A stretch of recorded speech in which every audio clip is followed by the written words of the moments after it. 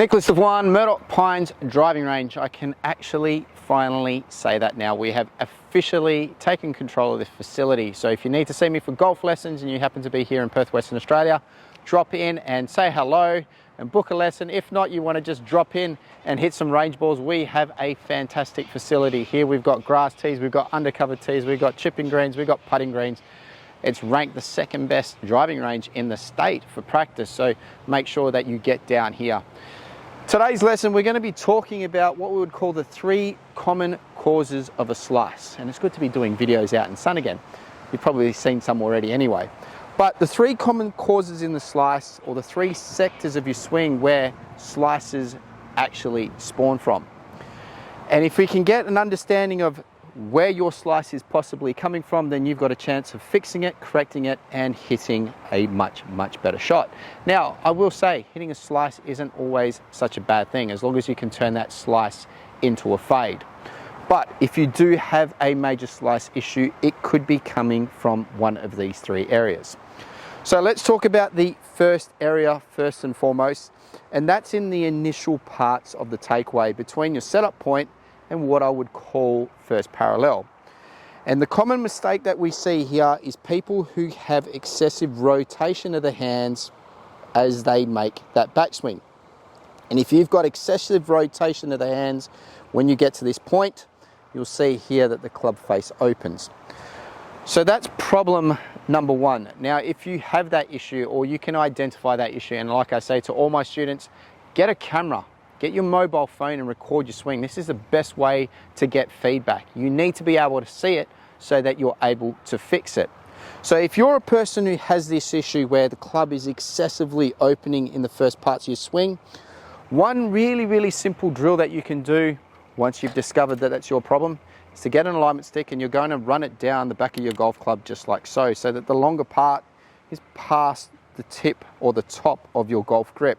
And that's going to hang out the left side of your body. Now, it's not an exactly effective handle position in your setup, but this is just to create better feels so that you can start to eliminate this problem.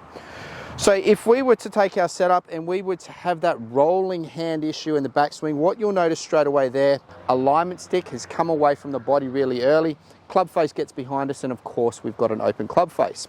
So a really good drill that you can do, again, like I said, for you right-handers, you've got to do exact opposite left-handers.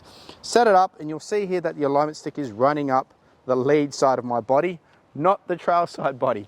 It is on the lead side, so the target side. And once you're into this position here, what you're trying to do is you're going to take some short backswing up to first parallel, and you are going to keep that alignment stick attached to your body. It will create what we would call a little bit of a sweeping effect with the arms and hands in the backswing. It also gets the body a little bit more active with rotation, which is really important with regards to swing path in the golf swing. So take your setup there and really rehearse that feel of keeping that alignment stick attached to the body. And when you'll notice here is when you get to first parallel, that the club face will have a little bit of a look like it's looking back down towards the ground. If you have that open club face and the alignment sticks away from the body, you'll see that the club face is pointing up to the sky, and we don't want that. So try and work that feeling as much as you can. Try and keep that alignment stick attached to the body. Get the alignment stick out of the way. You've got a bit of a visual reference now in your golf swing, but then take up to a setup to the golf ball. Work that same feeling in the first parts of your backswing, work it all the way up to the top, and then make a strike on the golf ball.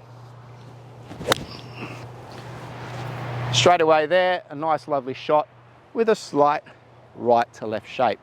So that's problem number 1, and that's drill number 1 that you can implement in your practice to make a change.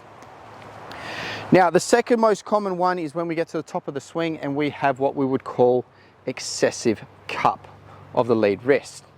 Now, when we get excessive cup of the lead wrist, we also get an excessively open club face. And if you're at this point in your swing and you start to work that club down back towards impact, generally 9 times out of 10 when you start to come back down, the club's coming down steep, it's coming slightly over the top, and that club face comes in nice and open at the golf ball, and again, we hit that ugly slice.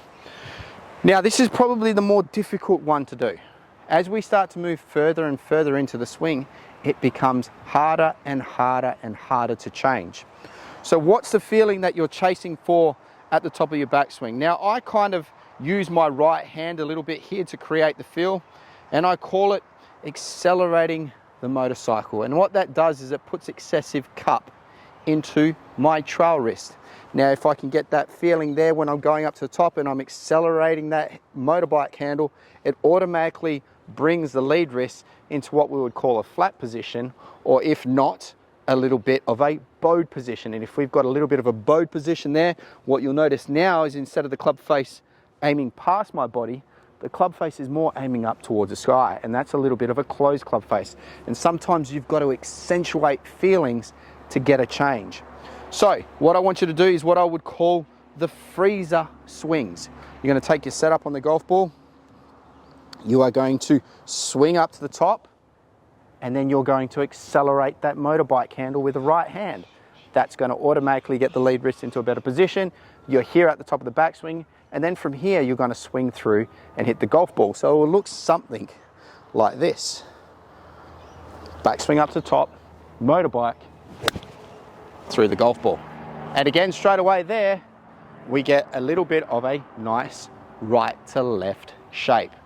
So those are the two first problems that you'll generally see as you are causing, or two of the main reasons as to why you're hitting that slice, is opening the club face really early in the backswing, and then number two, having excessive cup at the top of your backswing. So then problem number three, and I've talked about this before in one of my other videos, is the motion in transition as you're coming back down into the golf ball.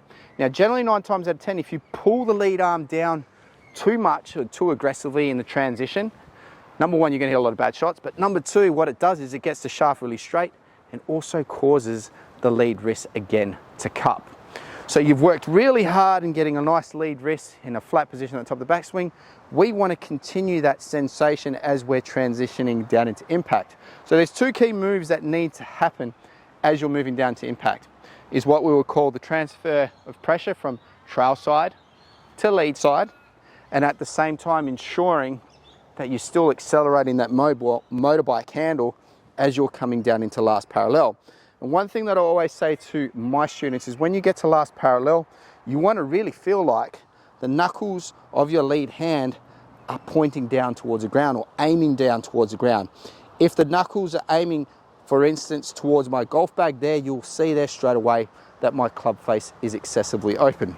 So we want to try and feel like from the top of our backswing, if we've got a nice lead flat wrist, that the movement down to last parallel, we get an indication of what we would call the lead hand knuckles facing to the ground. And we also need to feel like we're transferring our weight or pressure from the trail side to the lead side as we do that. So then it allows us to open up our body and move through impact.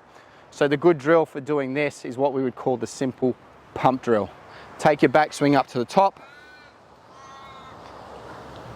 pump down once, pump down twice, and on the third one, move through and hit the golf ball.